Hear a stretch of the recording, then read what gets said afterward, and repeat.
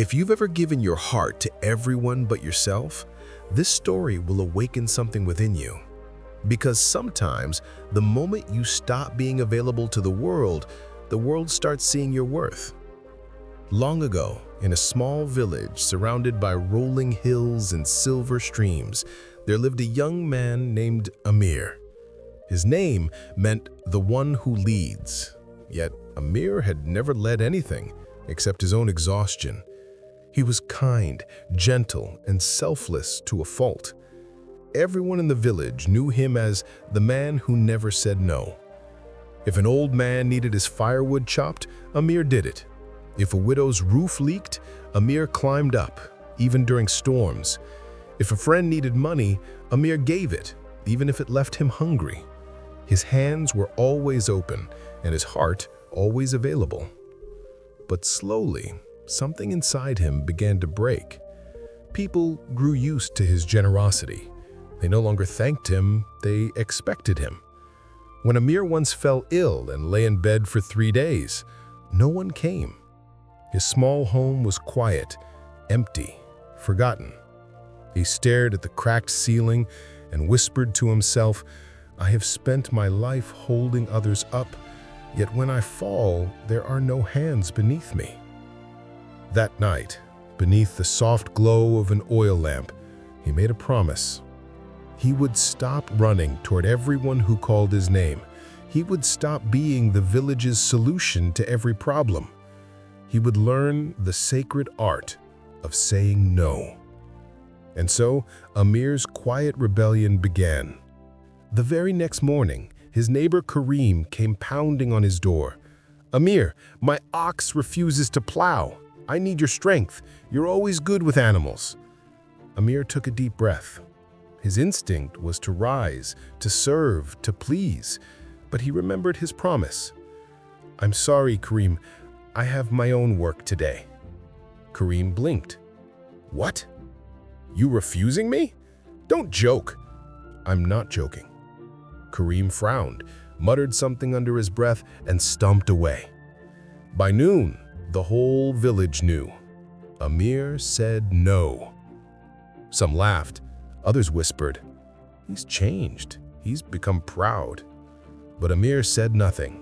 He simply went about his day, tending to his garden, fixing his fence, mending his own roof that had long been broken. As days passed, he found something he hadn't felt in years: peace. The air around him grew lighter. He could hear the wind again, the song of birds, his own thoughts. But peace did not come without pain. Friends stopped visiting. Those who once greeted him warmly now passed him coldly. The tea house, once filled with laughter and talk, felt distant. Some even accused him of selfishness.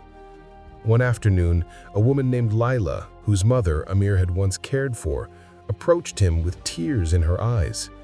"You've turned your back on us," she said. "You used to be different." Amir smiled gently. "No, Lila, I used to be lost.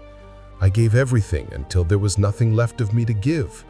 Sometimes, to return to yourself, you must disappear from others." Lila said nothing, but her eyes softened. Over time, Amir noticed something remarkable. The people who once drained him began to change. Kareem, forced to handle his own plow, grew stronger. The old widow hired boys to repair her roof. The village, which had leaned on Amir like a crutch, began to stand on its own legs. And Amir, he began to live. He read poetry by candlelight. He prayed, not from habit, but from stillness. He learned that the world does not collapse when you rest. It simply learns to balance itself. One evening, dark clouds gathered over the hills. The wind howled through the olive trees. Soon thunder cracked the sky and rain fell like knives. The storm tore through the village, ripping rooftops, flooding homes, toppling fences. Terrified, the villagers fled toward the only house still shining with light, Amir's.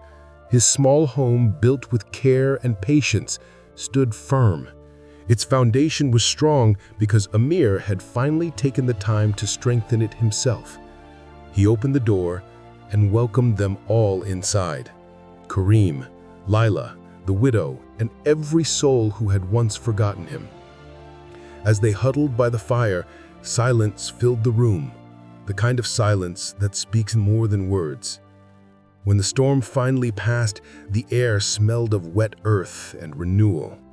The villagers stood outside, staring at the ruins of their homes.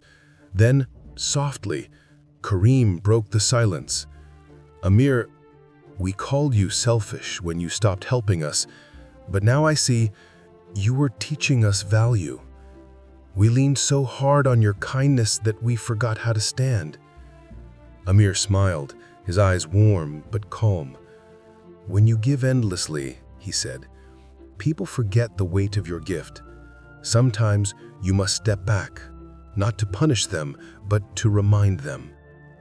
From that day on, Amir was no longer the village's helper. He was their guide. They came to him not for his labor, but for his wisdom. His absence had taught them more than his presence ever did. And for Amir, he had found what he had been searching for all along: peace within boundaries, love within balance, and worth within silence.